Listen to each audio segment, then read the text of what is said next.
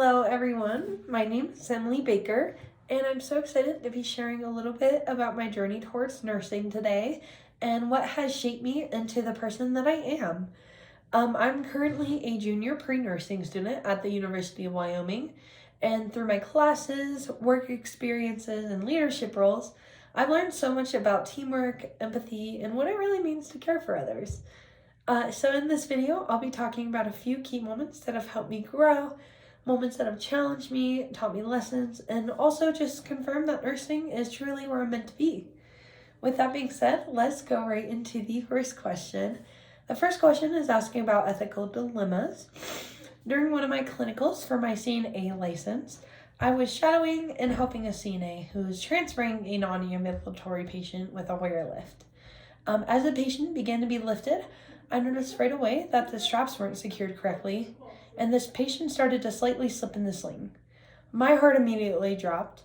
I remember feeling frozen for a second because I was just a student, and I didn't know how much I should step in. But then I thought about what would happen if I were to stay silent, and I knew I couldn't risk it. I took a deep breath and gently stated that one of the clips wasn't secured correctly. So we stopped right away, checked the straps, and realized one really wasn't secure. The patient was then safely repositioned and then transferred without any further issue. Afterwards, I spoke privately with my instructor to ask what the correct protocol would be in that kind of situation, and she told me that I had done exactly the right thing and thanked me for prioritizing patient safety. That moment really stuck with me because it was the first time I really understood what it means to act ethically in healthcare. Doing the right thing isn't always comfortable, especially as a student, but it's always necessary. It taught me that advocating for patient safety is part of my responsibility, no matter who's in the room or how uncomfortable it feels in the moment. With that being said, let's move on to the second question, asking about team collaboration. A great example of teamwork for me has been through my sorority, Tri Delta, where I currently serve as the Vice President of Community Relations. So in this position, it kind of entails me working with a small team, leading a team that oversees philanthropy, public relations, and then all of our community-based events. So we plan a lot of things like fundraisers for St. Jude, sisterhood events, and formal dances.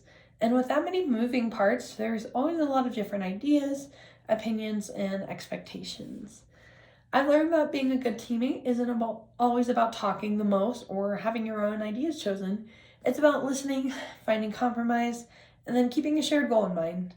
One experience that stands out is when we were planning our largest philanthropy event last semester, and two team members were kind of disagreeing about the timing and budget. One wanted to say minimal and cost efficient, and the other one wanted to go all out and make it a bigger production. It was getting a little tense, so I decided to organize a quick group call where everyone could share their reasoning and goals. Through that conversation, we realized that both perspectives had value, so we combined both of the ideas into one event, and it ended up being our most successful one yet. We raised more money for St. Jude than the year before, and then we created something that everybody felt proud of. That experience taught me that collaboration is really about balance, helping people feel heard, keeping communication open, and then guiding the group towards a common purpose. Those same teamwork and communication skills are essential in nursing, where you're constantly collaborating with other healthcare providers to make the best care and provide the best care possible. With that being said, let's move on to the third question, talking about unexpected feedback. During my time working at Sugar Mouse Cupcake House, my supervisor had sat me down and told me that I tended to get distracted too easily. Honestly, my first reaction was embarrassment. I hadn't realized it was something others noticed or that I had been doing, but after thinking about it, I realized she wasn't criticizing me to be harsh. She was pointing out something that would make me a stronger employee and then in the long run a better teammate. So working in a bakery can get really fast-paced. You're juggling customers, restocking, cleaning, and then supporting your coworkers all at once. So I started to see how important focus and consistency are for keeping things running smoothly. And so I decided to make some small changes and really take her feedback to heart.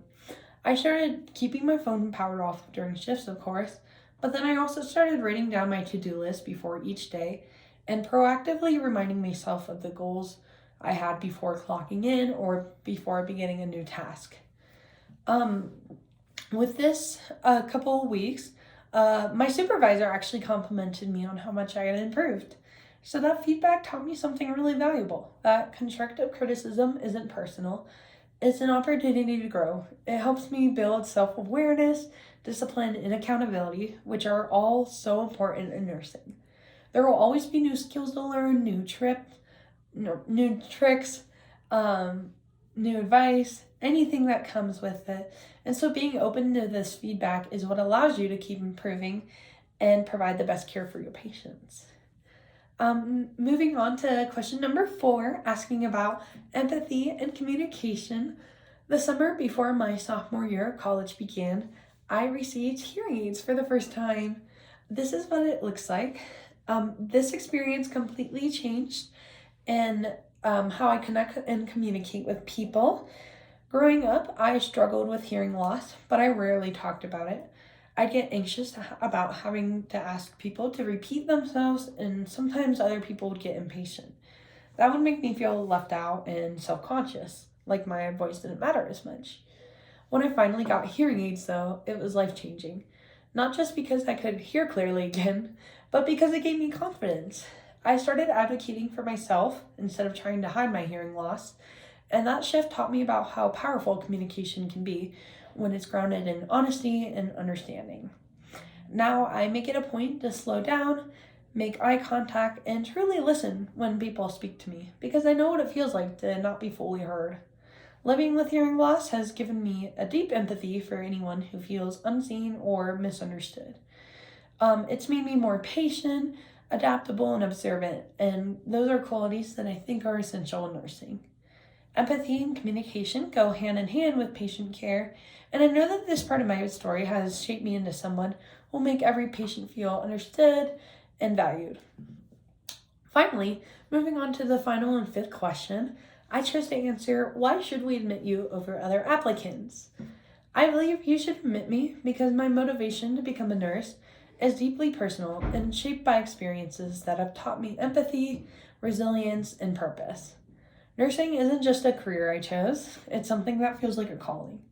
Spending so much time in hospitals when I was younger gave me a firsthand experience of what it feels like to be vulnerable, but also what it feels like to be cared for someone who truly sees you.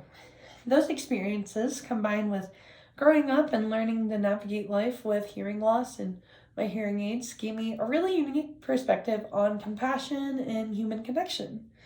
So I've challenged myself academically as well, with courses like anatomy, physiology, and microbiology, while also balancing leadership roles and jobs that have taught me a lot about teamwork, communication, and adaptability. I know what it feels like to manage responsibility and stay calm under pressure, which I know will serve me well in nursing school and beyond that. So what makes me different is that my motivation comes from the heart. It's rooted in real life experiences that have shaped who I am. And I know what it feels like to be scared and dependent on the kindness of others, and I want to be that source of comfort for my future patients. I don't want to just complete nursing school. I want to grow into the nurse who makes a difference every single day.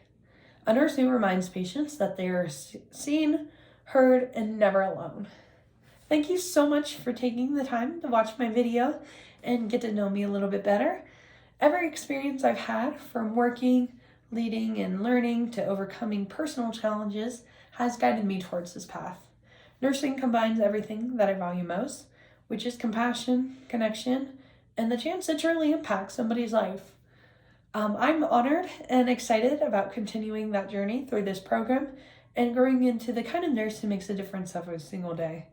Thank you again for considering me and giving me the opportunity to share my story.